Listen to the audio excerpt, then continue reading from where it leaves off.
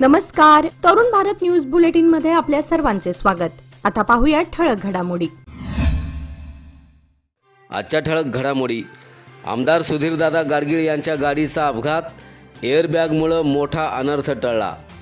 बैलगाड्यांचा धुरळा, सुलतान आणि RX बैजानं जिंकला जनसुराज्य शक्ती केसरी किताब।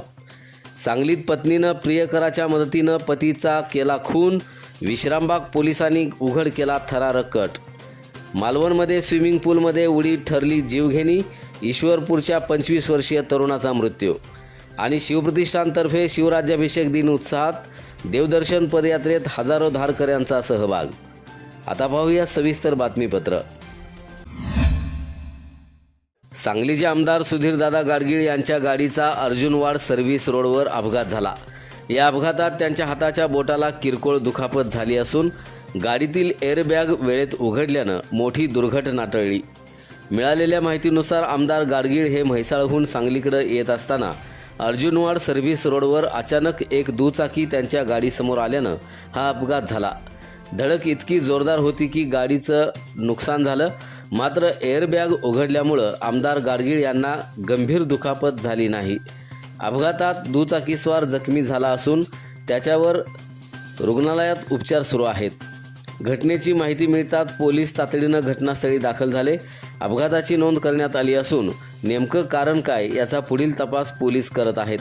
या घटनेनंतर परिसरात काही काळ नागरिकांची गर्दी झाली होती। सांगली जिल्ह्यातील मिरज तालुक्यामधील शिपूर इथं खंडोबा देवाच्या यात्रेनिमित्त आयोजित करण्यात आलेल्या जनसुराज्य शक्ती केसरी बैलगाडी शर्यतीत रोमांचक चुरस पाहायला मिळाली। समित कदम मित्र मंडळाच्या वतीनं झालेल्या या स्पर्धेत सांगली, कोल्हापूर, सातारा, सोलापूर तसंच कर्नाटकातील तब्बल 112 बैलगाडी चालकांनी सहभाग घेतला। शिपूरच्या माळरानावर हजारो शर्यतप्रेमींनी गर्दी करत प्रत्येक फेरीला उत्स्फूर्त प्रतिसाद दिला।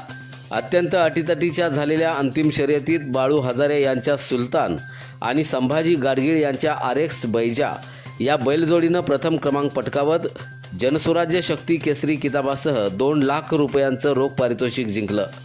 विजेत्यांचा सन्मान जनसुराज्य शक्ती पक्षाचे आमदार विनय कोरे, आमदार अशोक माने आणि प्रदेशाध्यक्ष समित कदम यांच्या हस्ते करण्यात आला। शर्यतीनं उपस्थित बैलगाडी प्रेमींना अक्षरशः खेळवून ठेवत यात्रेची रंगत आणखीन वाढवली।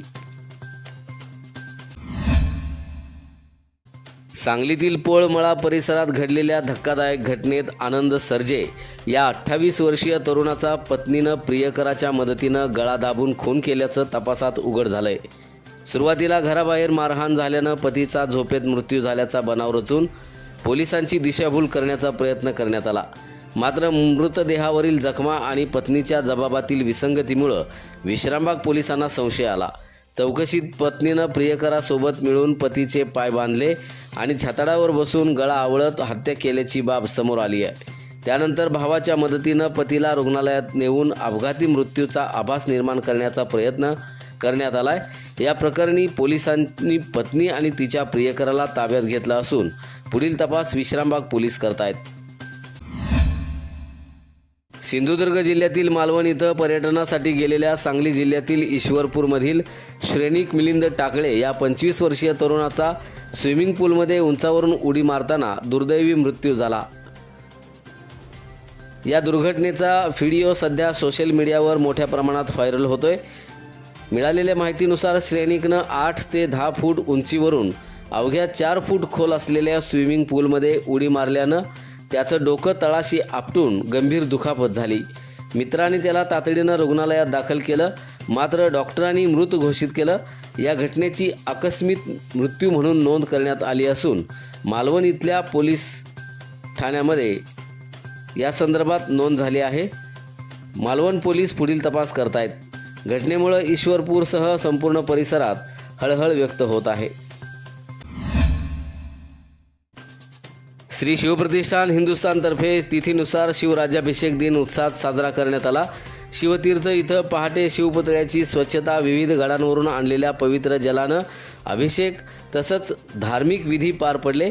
सायंकाळी मारुती मंदिरापासून भव्य देवदर्शन पदयात्रेला सुरुवात झाली। जिल्हा पोलीस अधीक्षक तुषार दोशी प्रमुख पाहुणे म्हणून उपस्थित होते. मारुती चौक, टिळक चौक, गणपती मंदिर, स्टेशन चौक, काँग्रेस भवन, पंचमुखी मारुती रोड, खनभाग आदी मार्गावरून पदयात्रा काढण्यात आली. सजवलेला हत्ती, भगवे ध्वज, तलवारधारी धारकरी, मशालींची मिरवणूक आणि जय भवानी जय शिवाजीच्या घोषणांनी वातावरण शिवमय झालं. भगवे फेटे परिधान केलेल्या हजारो शिवभक्तांसह महिलांनीही मोठ्या संख्येनं सहभाग घेतला. शिवतीर्थ परिसरातील विद्युत रोषणाई आणि फटाक्यांच्या आतिषबाजीनं उत्सवाची सांगता झाली. याचबरोबर आजचे बातमीपत्र इथे संपले. अधिक माहिती आणि ताज्या घडामोडींसाठी पाहत रहा तरुण भारत न्यूज चॅनल. तसेच आमच्या चॅनलला लाईक, शेअर आणि सबस्क्राईब करायला विसरू नका. आणि विश्वासार्ह बातम्यांसाठी दररोज वाचा दैनिक तरुण भारत. धन्यवाद.